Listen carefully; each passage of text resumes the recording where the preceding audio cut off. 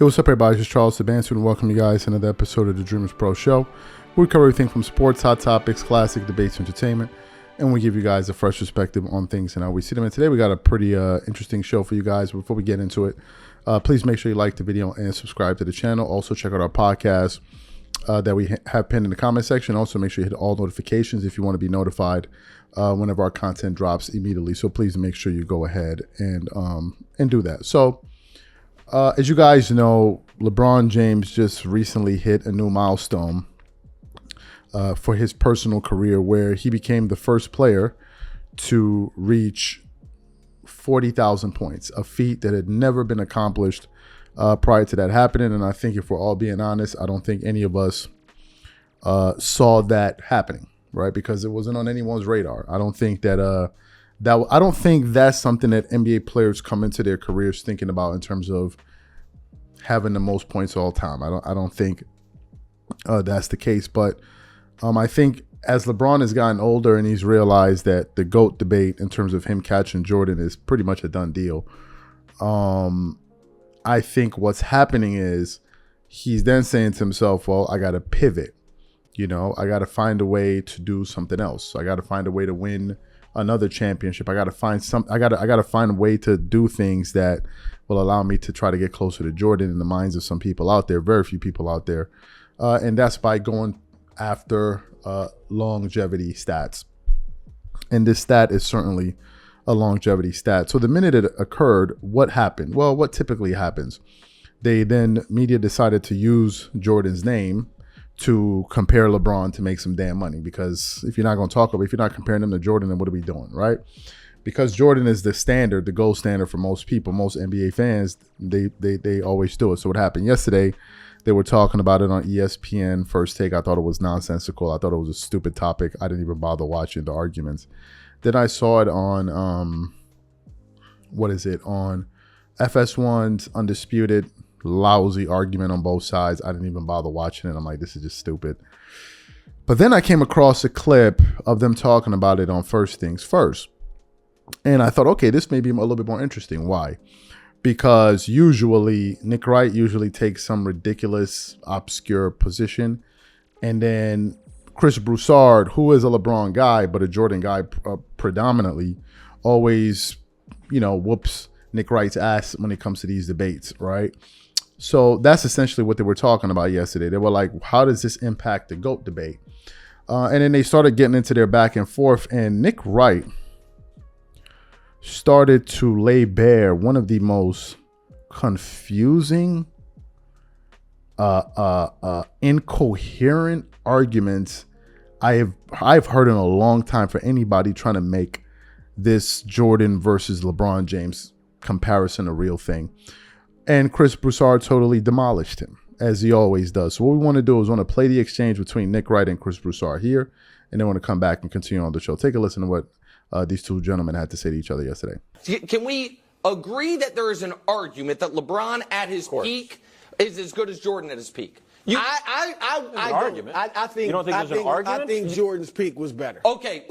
Now close. Okay. But he was Defensive Player of the Year and MVP. I understand, and LeBron was 3 votes shy of Defensive Player of the Year and MVP. That's fine, but that's the. And 6 championships in 8 years.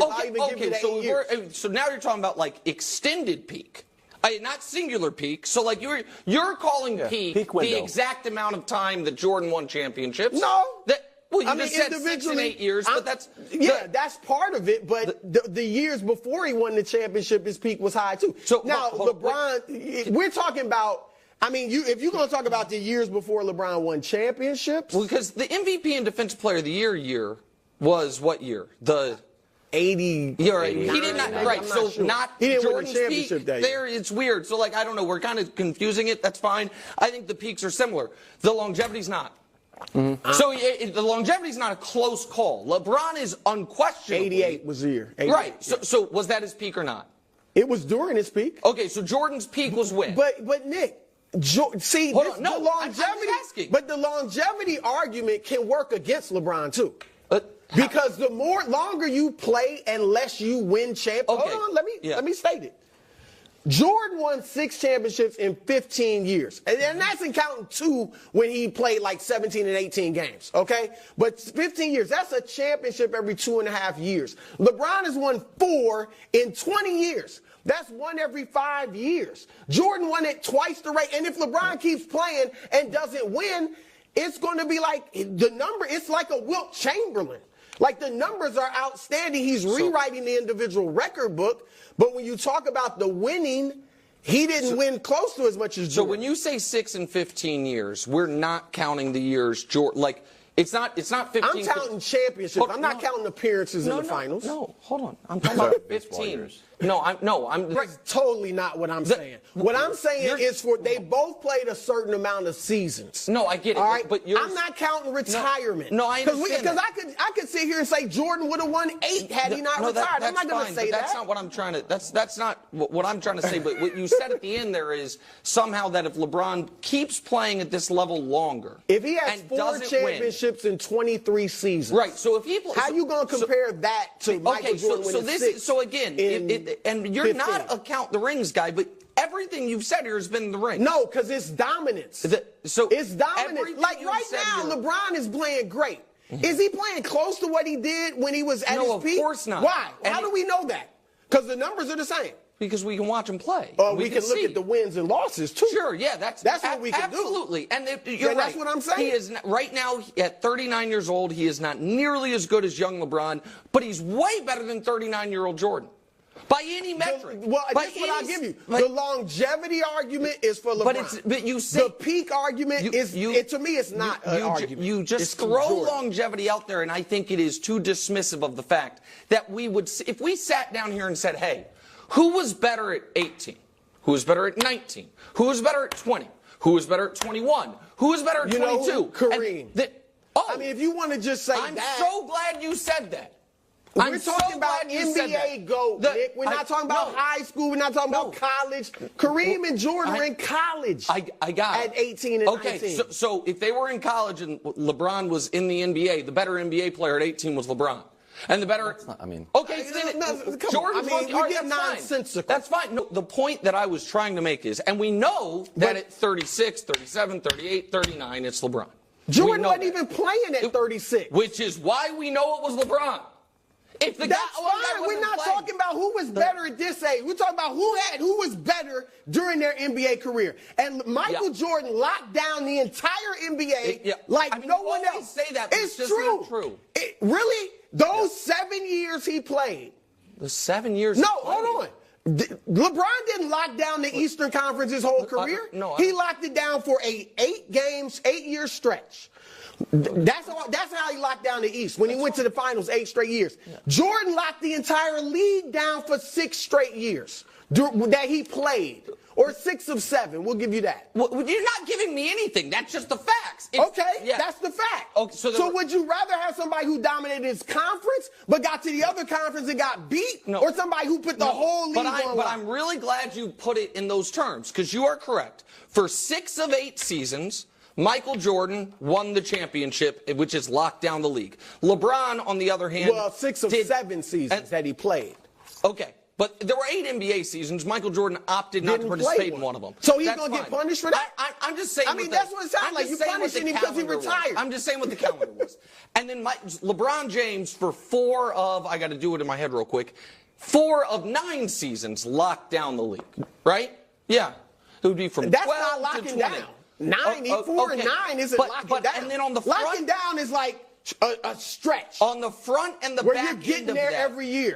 But he got to the finals every year, but he didn't lock down the league. He locked down the East. Right. And if we are going to do this thing where you're right, because he's not going to get to 6 most likely, where it is simply that one guy got to 6 and the other guy won 6 and the other guy didn't, then none of this will matter. Then none of it will matter. I know that's where you're at, Wild. But none of what will matter? Then if LeBron gets to 50,000 points, it won't matter. Nick, you think I don't think the peaks. LeBron, I think, is the 2nd greatest player ever. So of course, it's relatively close. Okay. But I don't think anyone can say at their peak who was better, LeBron James or Michael Jordan, and say LeBron. I think it's clearly Jordan. And I think longevity is clearly LeBron. So which do you take? Would you rather longevity or would you rather peak? The point I was trying to make, Brew, is if Michael Jordan, and I don't agree with you on the peak thing, but let me just give it to you. If Michael Jordan's peak is a 100 out of 100 rating, and LeBron's peak as the second best player ever, call it a 97 out of 100 rating. Longevity, LeBron is by definition 100 out of 100, and Jordan was about an 80. Jordan had a lot of guys play a lot more. Yeah, but longevity is still not. So you're saying you're almost saying it doesn't matter at all, because one gap is this close, and some people would say it's flipped the other way, and the other gap is this big and getting wider and wider. But I get it. Look, it's what LeBron. I don't want to take away from what LeBron's doing because the longevity is incredible. But if you're not they're the 10th seed right now in the West.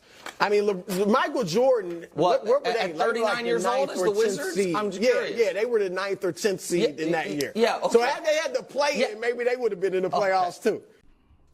So you heard what they were talking about. I gotta ask the question: what was Nick Wright even talking about? This is why this debate is so annoying. The reason this debate is annoying is because it's an unfair fight. You have Jordan on the one hand, who's clearly the superior player. But then you have LeBron, who has so many chinks in his argument in his career. And you're basically been reduced to coming up with these obscure, ridiculous arguments to try to make it an argument. Listen to the comparison. If I ask you the question, who's the better basketball player between Kobe Bryant and Michael Jordan? You either say it's Jordan or you either say it's Kobe. Most people, including me, will say Jordan. Fantastic. But when you ask a Nick Wright or any LeBron fan, what's the difference? Who's better, Michael Jordan or LeBron James? And they'll get into, well, it depends. What era, what peak are we talking about? Are we talking about the longevity? Or are we talking about head to head? Are we talking about Jordan? And it's like, bro, answer the question. Answer the question. Let me simplify it and distill it for the people that may still be on the fence or are confused about it. Chris Broussard says he thinks it's close. I don't think it's close. Chris Broussard believes that LeBron is the second greatest player of all time. I think that's laughable. I don't see how LeBron could be the second greatest player of all time. When you have Kareem, when you have Kobe, I don't understand how he could be the second greatest player of all time. He is not the second greatest player of all time. I'm sorry. Number 3. You want to compare their peaks. What is LeBron's peak? What's his peak? Was it the 2 years in Miami? The 4 years in Miami? Well, they lost 2 finals and they won 2 finals. One final, he had a total meltdown, and then he won the other 2. Is that peak greater than Jordan's first 3 peak? Well, no, it's not. Obviously. Quite obviously. Okay, what's his other peak? 2018? Is any of those years better than the 3 championships Jordan won in a row during his second 3-peat? Let me break it down for the people that still may be under some illusion of this thing is close.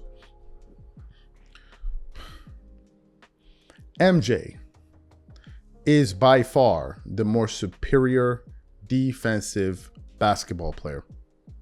I don't care what any NBA player that's played in the NBA tells me. I don't need you to explain it to me. Jordan is clearly the better defender. Clearly. He made 9 all-first defensive teams, and he won the Defensive Player of the Year. LeBron has made 5 all-first defensive teams in 21 years. So that means for 75% of his career, he was not even making all defensive teams. 75% of his NBA career, he was not even making all defensive teams. That's number 1. Number 2, Jordan has 10 scoring championships to LeBron's 1. If we pause the conversation right there and I ask you, between these 2 players, who's the better two-way player? What you'll say is Michael Jordan by a considerable margin, and it is.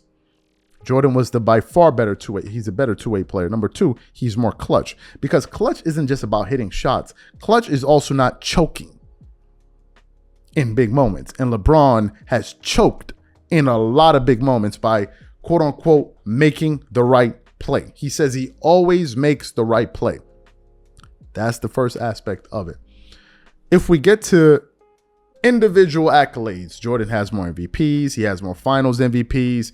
Like, he's led the league in steals 3 times. He's led the league in more categories. LeBron has led the NBA throughout his career in 2 categories.